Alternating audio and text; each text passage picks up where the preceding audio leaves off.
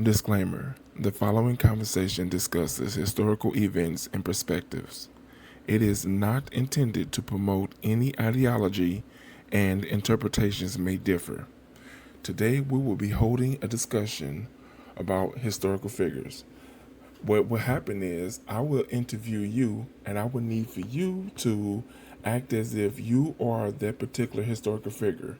You are to respond 100% as you or her. Are you ready for the discussion? Absolutely, I'm ready. I'm excited to dive into that historical figure and bring their perspective to life. Let me know who we're starting with, and we can jump right in. We will be discussing Ella Baker. And the reason why we are having this conversation is because finding interviews is nearly impossible.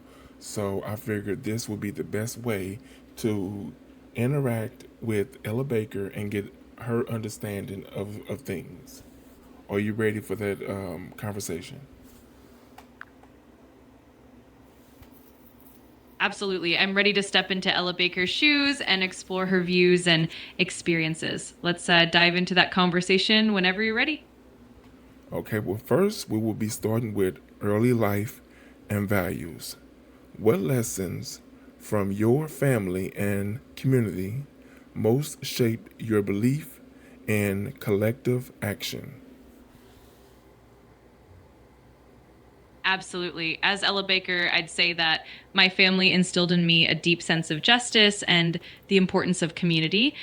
Growing up, I witnessed the strength of collective action and I learned from the resilience of my community.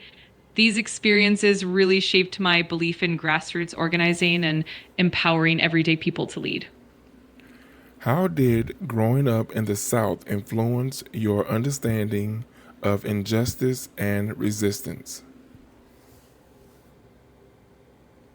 Growing up in the South, I was constantly surrounded by the harsh realities of racial segregation and discrimination. It opened my eyes to the systemic injustices that Black communities face daily. At the same time, I saw incredible resilience and resistance from family members and neighbors who fought for their rights. All of that deeply influenced my commitment to social justice and collective empowerment. When did you first realize that ordinary people could be powerful agents of change? I'd say that realization came early on, especially through witnessing community efforts like the NAACP's local branches and the organizing in my own community. I saw how ordinary people, when united, could challenge injustice and create meaningful change. Those moments taught me that leadership isn't just about a single figure, but about collective action and shared responsibility. Okay, so let's move to the next category: philosophy of leadership. You often criticized strong leader models. Why did you believe leadership should be shared? I believed that leadership should be shared because true power lies in collective action. I felt that relying on a single charismatic leader often led to a concentration of power and could stifle the voices of ordinary people. By promoting a more democratic and inclusive approach, we empower communities and ensure that everyone's voice is heard. That way, we build stronger, more sustainable movements. What dangers did you see in movements centered around charismatic figures? I saw that movements centered around charismatic figures could easily become vulnerable to that leader's personal interests or flaws. It could create a dependency on that one person. And if they were removed or compromised, the movement could falter or even collapse. It also risked sidelining the collective input and leadership of everyday people, which could weaken the movement's foundation and long term sustainability. How did you define effective leadership during the civil rights struggle? To me, effective leadership was all about empowering others and fostering grassroots participation. It meant listening to the voices of everyday people, encouraging collective decision making, and building strong local leadership. It was about creating spaces where people could lead and contribute and ensuring that the movement was sustainable and resilient. Leadership for me was about service and collaboration above all. Okay, so let's move to the next category, organizing and strategy. How did you identify with develop local leaders within communities? I always believed in meeting people where they were and recognizing the potential in everyday community members. I focused on building trust, fostering collaboration, and providing tools and support for local leaders to emerge. My approach was always to empower people to take ownership of their own struggles and solutions and to help them develop their leadership skills organically from within their communities. What role did listening play in your approach to organizing? Listening was absolutely central to my approach. It allowed me to understand the needs, concerns, and aspirations of the community. By truly listening, I could build trust, adapt strategies to what people actually needed, and ensure that everyone felt heard and valued. It also helped to center the movement around the collective wisdom and experiences of the people, making it more effective and sustainable. How did you balance patience with urgency when working for change? Balancing patience with urgency was definitely crucial. I believed in the importance of steady, sustainable progress, and that meant taking the time to build strong foundations and trust within communities.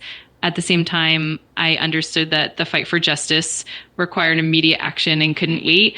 So I always aimed to maintain a sense of urgency in addressing injustices while also nurturing long-term enduring change. What mistakes did you see movements make when they moved too fast or too slow? When movements move too fast, they sometimes overlooked the importance of building a solid foundation, which could lead to misunderstandings, lack of cohesion, and even burnout. On the other hand, when movements move too slowly, they risked losing momentum, frustrating those who were eager for change, and sometimes allowed injustices to persist. So it was always about finding that balanced pace, ensuring that progress was both meaningful and sustainable. Okay, so now let's move to the next category, SNCC and youth leadership. Why was it important to you that students lead their own movement? I believe that student leadership was crucial because young people bring fresh. I felt it was crucial for students to lead their own movements because it empowered them to take ownership of their own struggles and solutions. It also helped to cultivate a sense of agency and confidence among young people, ensuring that their voices were heard and valued. By putting students at the forefront, we created more dynamic, sustainable, and authentic movements that could address the unique challenges they faced. What potential did you see in young activists that others overlooked? I saw that young activists brought fresh perspectives, boundless energy, and a deep sense of urgency to the movement. They often challenged traditional ways of thinking and brought innovative approaches to organizing. Plus, their involvement helped to bridge generational gaps and ensured that the movement remained vibrant, adaptable, and relevant to the times. How did you respond when older organizations tried to control or moderate student voices? I always advocated for the importance of student autonomy and encouraged young activists to assert their voices and perspectives. I believed in creating space for dialogue and collaboration while also standing firm on the principle that young people should have agency. When older organizations tried to moderate or control, I would emphasize the value of mentorship and support rather than suppression, and always strive to create a collaborative environment. Okay, so now let's move to the next chapter, which is gender, power, and recognition. How did being a Black woman affect your ability to lead within civil rights organizations? As a Black woman, I often faced unique challenges such as being underestimated or overlooked within predominantly male led spaces. However, it also gave me a unique perspective and a strong commitment to justice and equality. It pushed me to advocate not just for racial justice, but also for gender equity. It meant navigating complex dynamics, but it also strengthened my resolve and helped me build bridges, ensuring that the voices of women, particularly Black women, were recognized and valued within the movement. Did you ever feel your contributions were minimized? And how did you handle that? Absolutely. There were times when my contributions were indeed minimized or overlooked, and it was a challenging reality. To handle that, I remained steadfast in my commitment to the cause, continued to amplify the voices of others, and built alliances with those who shared similar values. I also used those experiences as motivation to push for greater inclusion and to mentor and support other women and marginalized leaders, ensuring that their voices were uplifted as well. Why did recognition matter less to you than results? For me, the ultimate goal was always the collective impact and the tangible change we could create, rather than personal accolades. Recognition was meaningful, of course, but I believe that true success was measured by the lasting progress and empowerment of the community. So focusing on results and meaningful change always took precedence for me. Okay, it's time to go to the next category, which is personal cost and humanity. What personal sacrifices did a lifetime of organizing require? A lifetime of organizing often meant personal sacrifices like time away from family and friends, emotional and physical exhaustion, sometimes even personal safety risks. It also meant navigating moments of doubt and sacrifice in terms of personal comfort and stability. But through it all, it was important to remain grounded in the purpose and the collective mission. Ultimately, those sacrifices were part of the larger journey toward justice and equality. Were there moments when discouragement nearly overtook you? Absolutely. There were definitely moments of discouragement, especially when progress felt slow or when setbacks seemed overwhelming. But what kept me going was the strength and resilience of the community and the deep belief in the cause. Those moments of doubt were often balanced by the incredible support and dedication of fellow organizers and the hope that our efforts would lead to meaningful change. How did you sustain yourself while doing largely invisible work?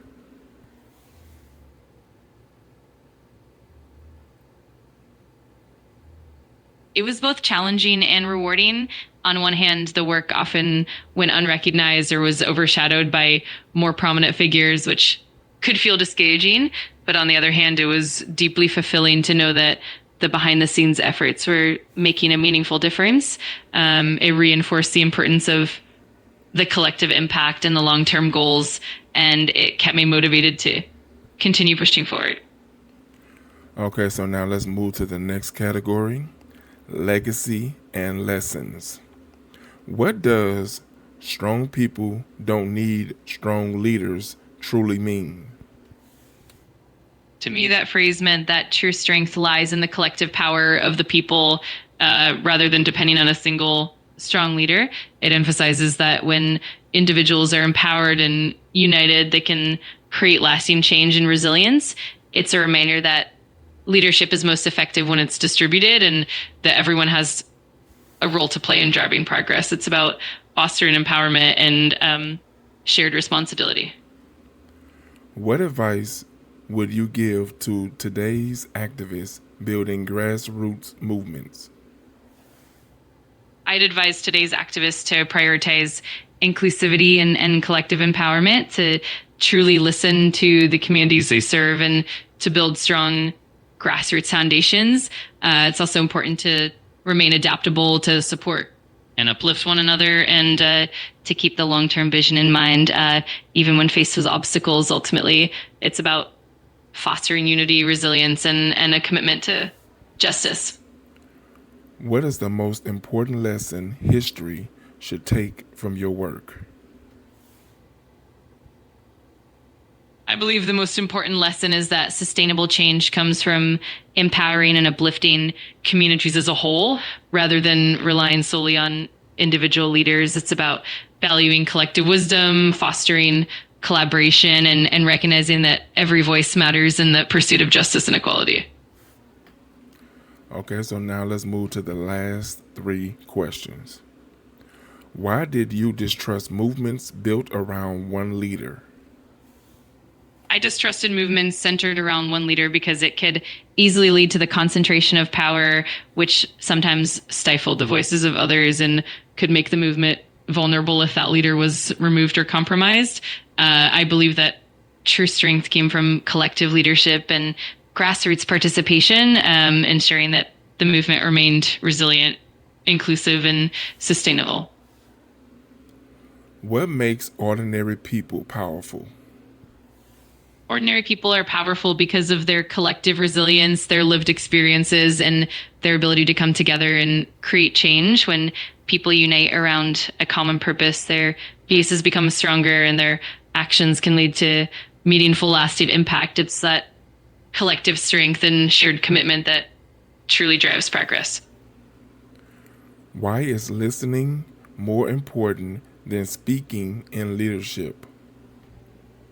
Listening is crucial in leadership because it helps build trust, fosters understanding, and ensures that all voices are heard and valued. It allows leaders to truly understand the needs and concerns of their communities, making their actions more effective and empathetic. Ultimately, listening creates a more inclusive and responsive leadership, which leads to stronger, more sustainable movements. Okay, y'all, so that is the video. What I need for you to do is first off, go into the comments and write all the questions that you feel that I should have asked that I didn't ask. I would love to do a part 2 on Ella Baker, and also put those names in those comments. Those names are the people that you want me to do a video on next. Be sure to like, share, watch more videos, and subscribe to the channel.